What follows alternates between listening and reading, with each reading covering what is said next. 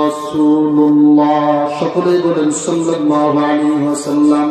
আমার বন্ধুগণ, আমার আপনার নবী মুহাম্মদুর রাসূলুল্লাহ সকলে বলেন সাল্লাল্লাহু আলাইহি ওয়াসাল্লাম।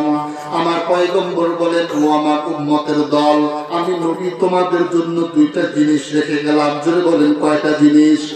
বন্ধু, আল্লাহ রাসূল বলেন দুইটা জিনিস তোমাদের মাঝে আমি রেখে গেলাম।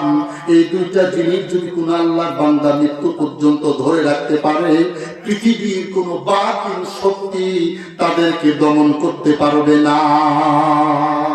আল্লাহর পয়গম্বর বলেন, রাসূলুল্লাহ সাল্লাল্লাহু আলাইহি ওয়াসাল্লাম, আল্লাহর পয়গম্বর বলেন, রাসূলুল্লাহ সাল্লাল্লাহু আলাইহি ওয়াসাল্লাম, পয়গম্বর বলেন দুইটা জিনিসের ভিতরে এক নাম্বার হলো কোরআন, দুই নাম্বার হলো আমি রাসূলের সুন্নাত, কিতাবাল্লাহি ওয়া সুন্নাত রাসূলি। এক নাম্বার হলো আল্লাহর কোরআন, এক নাম্বার কি? জোরে বলেন, এক নাম্বার কি?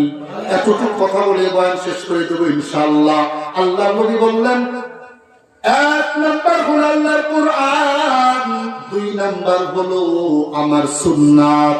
যে সমস্ত বান্দারা আল্লাহর কোরআন অনুযায়ী চলবে আর আমি রাসূলের সুন্নাত অনুযায়ী চলবে, মৃত্যুর আগ পর্যন্ত কোনো বাতিল শক্তি তাদেরকে কিছুই করতে পারবে না, কিছুই করতে পারবে না। আর এই সমস্ত মানুষদেরকে আমার আল্লাহ রাব্বুল আলামিন হাসতে হাসতে আল্লাহ জান্নাতের মালিক বানায় দিবেন। সুবহানাল্লাহ। মুসলমান, বৃদ্ধ বাবাজি, কথাগুলো অন্তরের কান দ্বারা শুনে যাবেন বাবা। এক নাম্বার বললাম কিতাব আল্লাহ, আল্লাহর কোরআন। ও যুবক ভাই, আল্লাহর কোরআনের কেমন মুজিজা, কেমন ভালোবাসা। ইমাম গাজ্জালী রাহমাতুল্লাহি আলাইহি রাত্রিবেলায় ঘুমায় গেছেন। আল্লাহ পাক রব্বুল আলামিন ইমাম গাজ্জালীকে রাত্রের বেলায় স্বপ্নের ভিতরে জানায় দিতেছেন, ও ইমাম গাজ্জালী, অমুক এলাকার ভিতরে আমার একটা নেককার বান্দা মারা গেছে, অমুক এলাকার ভিতরে আমার একটা নেককার বান্দা মারা গেছে। ইমাম গো, ওই এলাকার ভিতরে এমন কোন আলেম নাই, এমন কোন হাফেজ নাই যে আলেমটা ওই বান্দাটা সুন্দর করে গোসল করাবে, জানাজার নামাজ পড়াবে, সুন্দর করে দাফন করবে।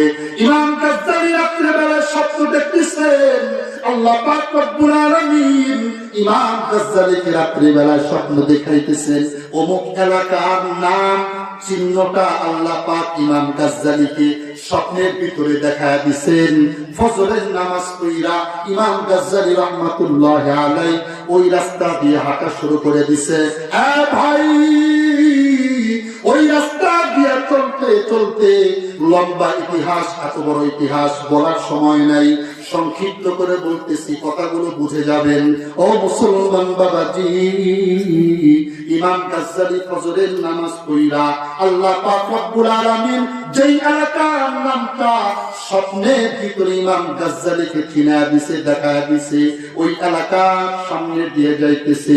এলাকার সামনে আসার পরে একজন আল্লাহর বান্দাকে বলতেছে, ভাই গো, এই এলাকার ভিতরে নাকি একজন আল্লাহর খাস বান্দা মারা গেছে। কোথায় তার বাসা একটু বললে আমার জন্য ভালো হয়।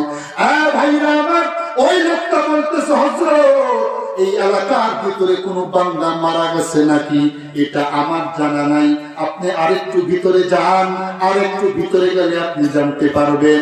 ইমাম গাজ্জালী আরেকটু সামনের দিকে অগ্রসর হইলেন।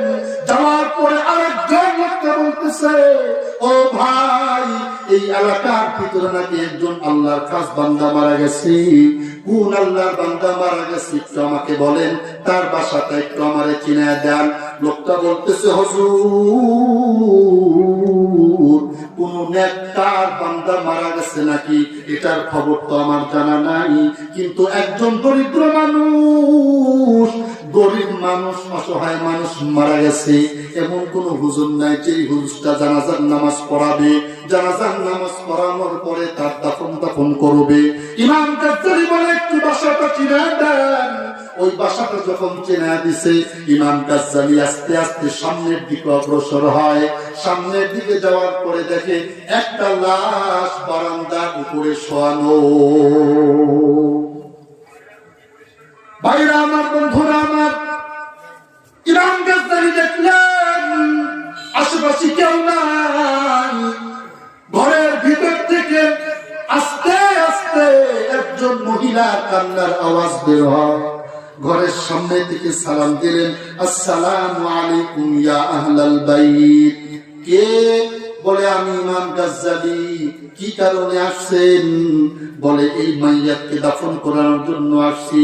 মুসলমান ভাইরা আমার, ওই মহিলাটা কান্না করে করে বলতেছে, হযরত এই এলাকার ভিতরে কোনো আলেম নাই, কোনো হাফেজ নাই, যে হাফেজ এই কুরআনুল কারীম এই লাশটাকে জানাজা পড়াবে, সুন্দরভাবে দাফন করবে।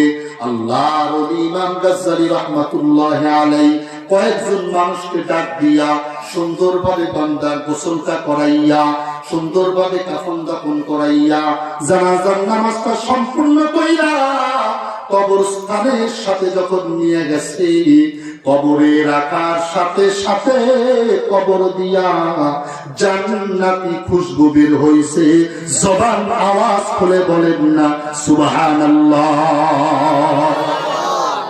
আর ভাইজান, কবর থেকে যখন জান্নাতের ঘ্রাণ বের হয়ে গেছে, কবর থেকে যখন জান্নাতের সুঘ্রাণ বের হইছে, ইমাম গাজ্জালী রাহমাতুল্লাহি আলাইহি বুঝতে আর বাকি নাই।